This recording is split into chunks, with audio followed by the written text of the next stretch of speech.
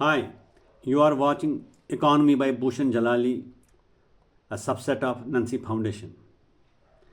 Today I have chosen the topic middle income trap. So while discussing about the middle income trap, we'll be discussing the recommendations made by World Development Report 2024. Here we go. First point is, which economy is middle income economy? As per the World Development Report of 2024, any country, or we can say any economy, whose per capita GDP is in the range of 10% of per capita GDP of USA. For example, as on date, the per capita GDP of USA is around 81,000 US dollar. So 10% it comes to around $8,100.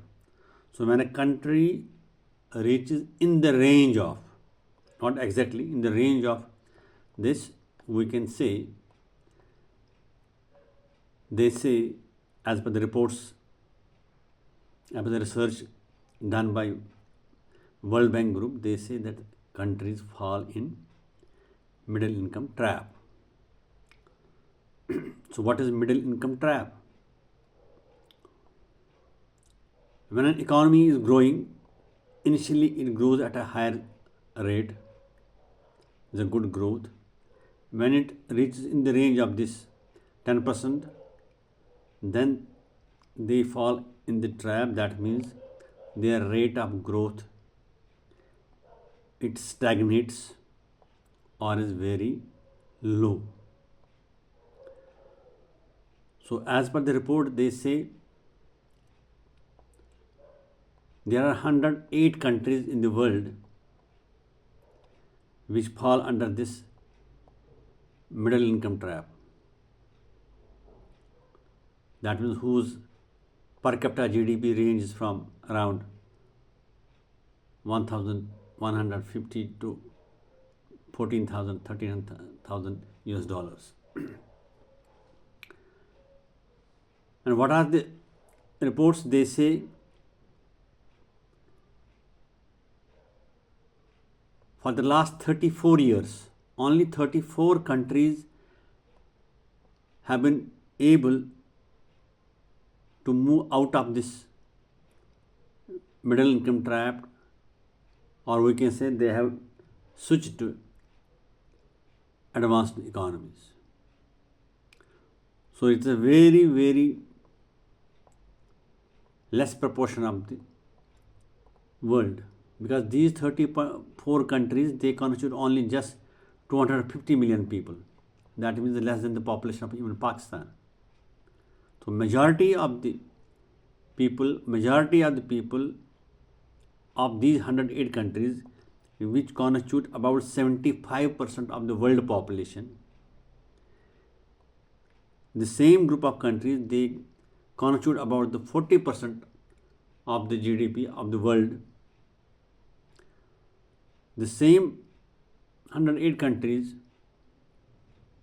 they form the 60% of the people living below poverty line, or poor population. And these 108 countries, they are the economies which emit more than 60% of the greenhouse gases. So what I want to convey mean that these 108 countries, they form an important chunk of the world economy. Or we can say, if we have to judge the performance of the global economy, so it to a large extent depends upon the performance of these 108 countries.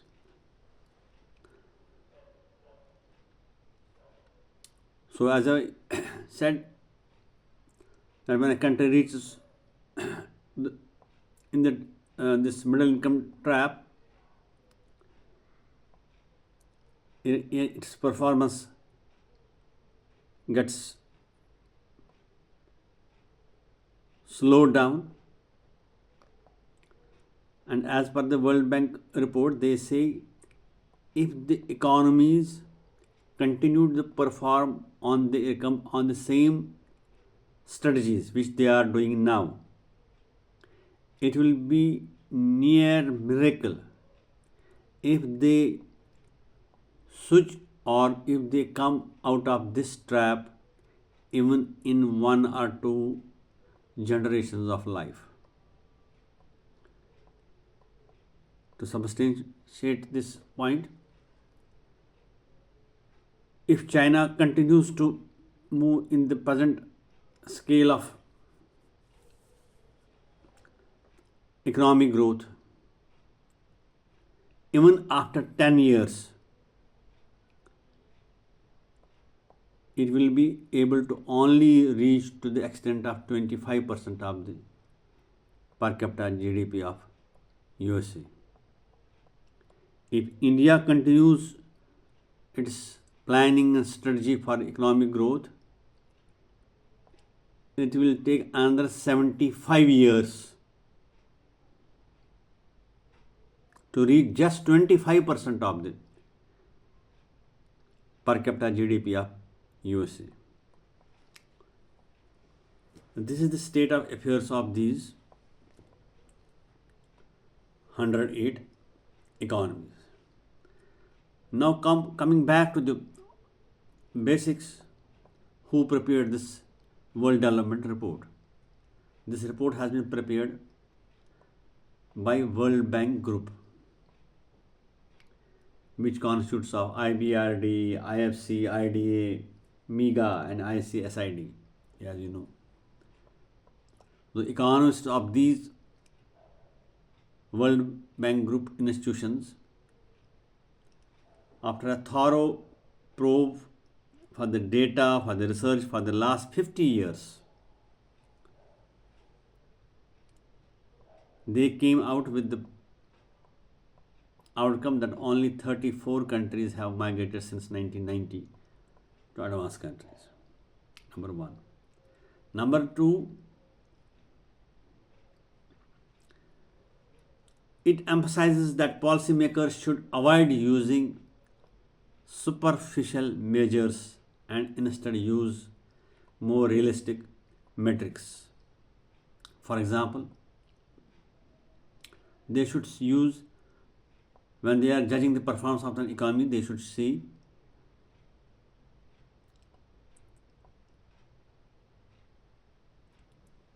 what are the value additions in the country. They should focus on that.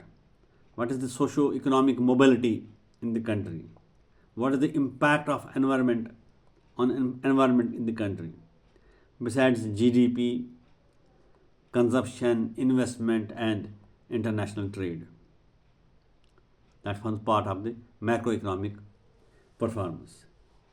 They should also check about the stability. When you talk about stability, it means central government budget, prices, money supply, and the balance of payment.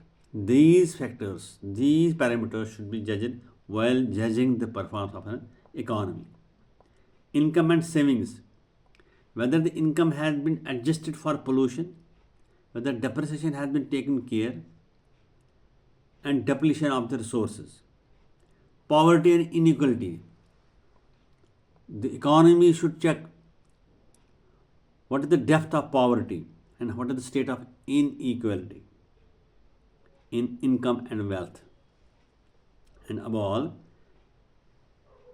environment. Again, I say in nutshell, the economies, in order to judge performance, they should rely on reliable metrics, that is value addition, socio-economic mobility, and carbon emissions. Now the point is,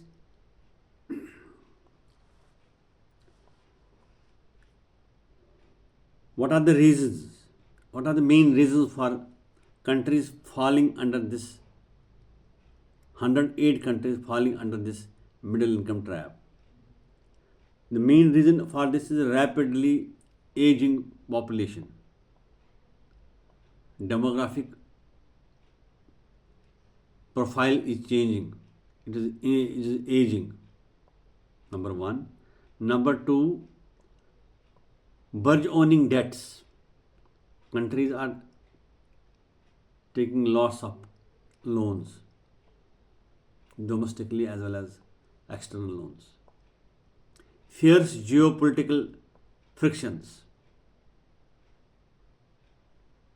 tariff wars, and it is very difficult for the economies to grow without fouling the environment, or we can say without disturbing the environment. So it is a challenge for economies to grow because they have to take lots of measures to ensure that there are no greenhouse gases, environment is not affected.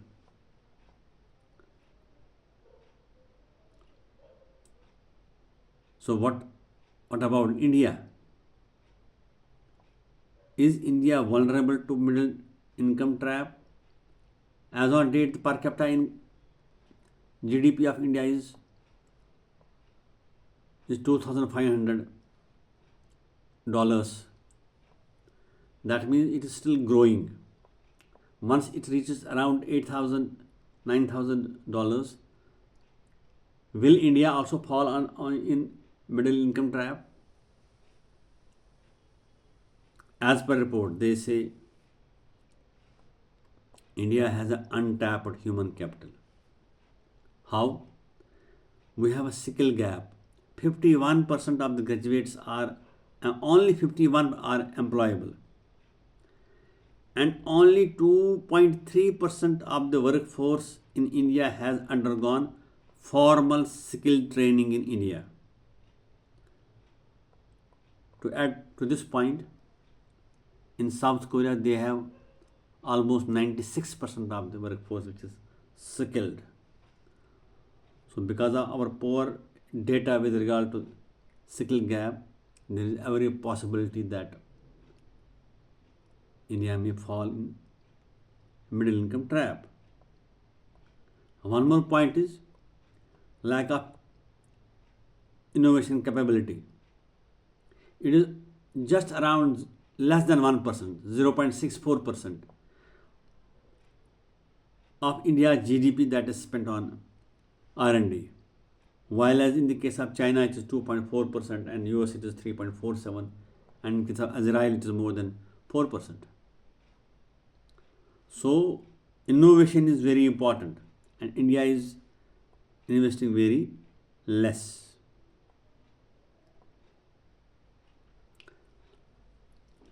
Contemporary global headwinds. What is the problem with developing economies, or we can say lower middle income economies? The moment they invest to grow more, the already advanced countries, developed countries, they have new technology, they have new innovations. So it becomes difficult for these countries to compete with those countries. So that is the headwind the developing economies face. And second is competition from the mature products. What are the mature products? Mature products are where there is almost saturation level of manufacturing cost, selling cost, market capturing. But even in those products, mature products, there is a competition from those economies where there is low cost of labor. So this is again the challenge faced by these developing economies. Now what is the way forward? Way forward for, as suggested by the report, they have suggested for that is called 3I strategy. What does it mean? 3I means investment, Second is investment plus infusion, means 2I. The third is 3I, means investment plus infusion plus innovation. As per this report, they suggest that lower income countries, they should focus on investment, whether domestic or FDI, to ensure their growth. Fine. Then at second stage, they should ensure investment plus infusion. What does infusion mean?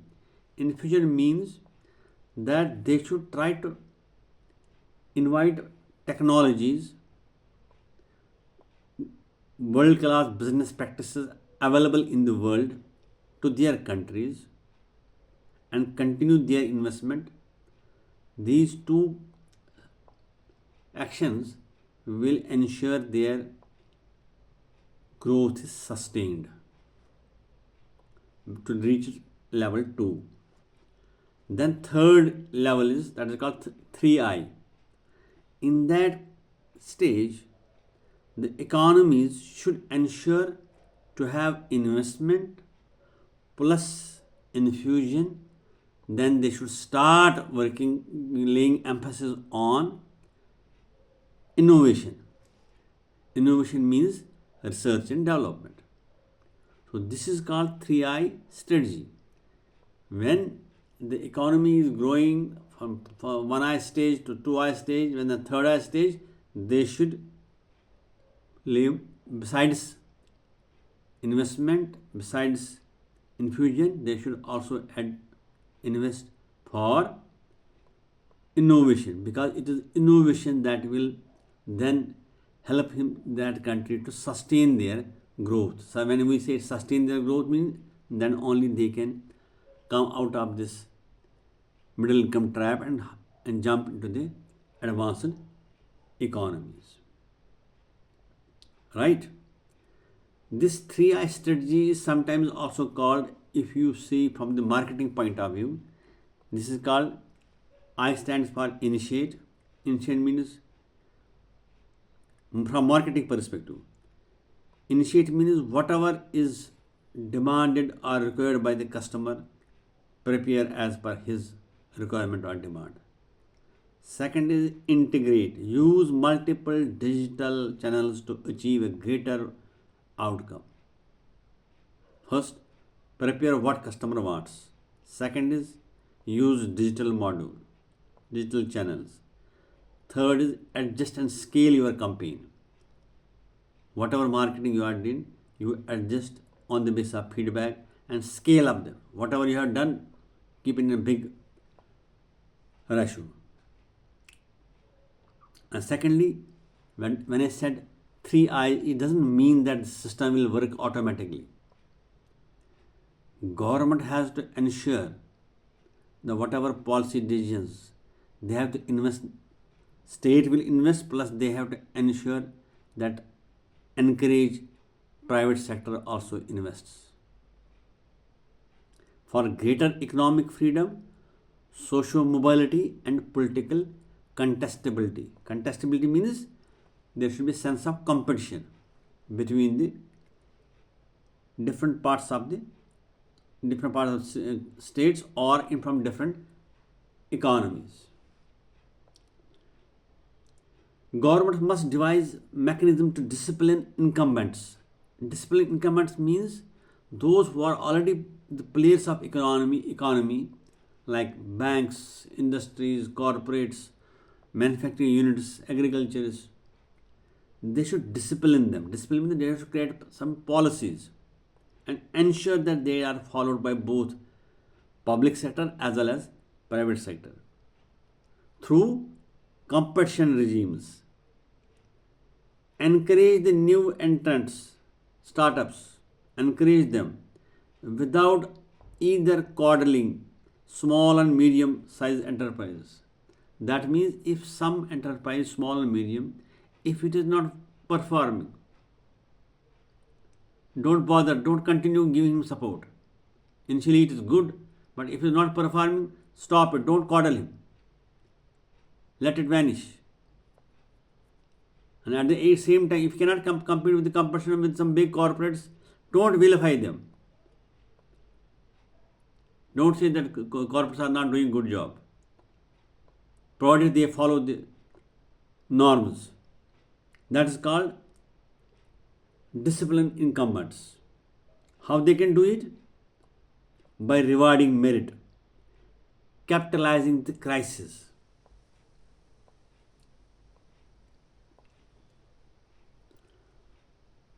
As I said, it's not an easy job. Government has to ensure, make balance. How? Because it is a global phenomena of populism.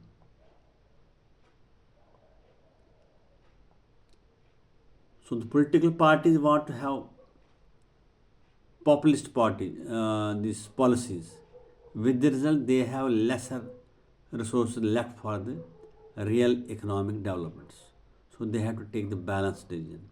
Or they can use this, especially in democratic countries, they can use this populism measures to change the old policies, taking people into confidence. Second, what they recommend, they suggest that the government should make the public aware of the sensitive data of the economics, so that then only they can make the policies efficient. Last but not the least, they said that superficial measures of measuring the performance should not be used.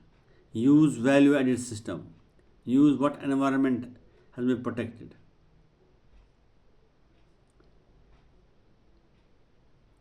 Investment in human capital, total factor productivity, labor force participation, and shares of economic output devoted to public and private investment.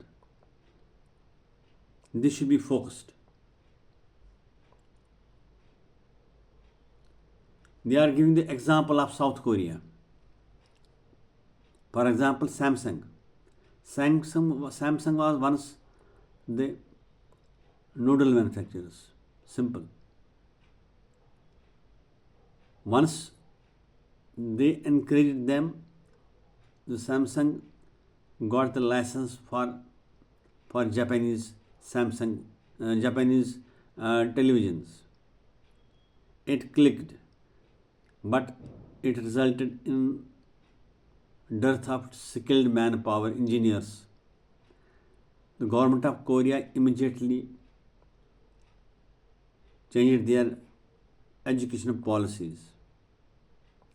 With the result, they were able to generate sufficient skilled manpower. You'll be surprised to know that South Korea has around 95 to 96% of the workforce which are skilled. As compared to this, India's skilled force comprises of just 4 or 5%. That is why now Samsung is one of the top brands in the world. Same is the success story like of Chile, Poland. They increase their productivity, they increase their economic development by importing technologies from other countries. European Union, as I said earlier, that only 34 countries could be able to move from middle income to higher advanced economy.